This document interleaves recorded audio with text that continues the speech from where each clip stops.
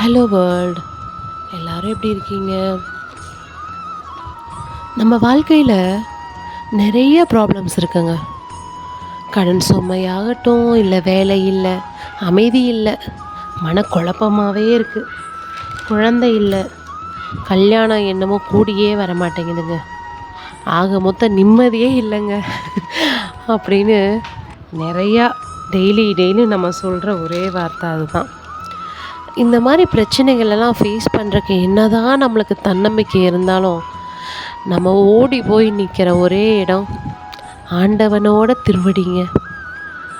அந்த திருவடியில் நம்ம போய் நின்று, ஆண்டவா எனக்கு காப்பாற்று அப்படின்னு சொல்கிற அந்த ஒரு தருணம், நான் இருக்கேன், நீ ஏன் கவலைப்படுற அப்படின்னு அவர் கொடுக்குற அந்த ஒரு தருணம், அந்த அமைதி வரும் பார்த்தீங்களா, அதை சொல்கிறதுக்கு வார்த்தையே இல்லை.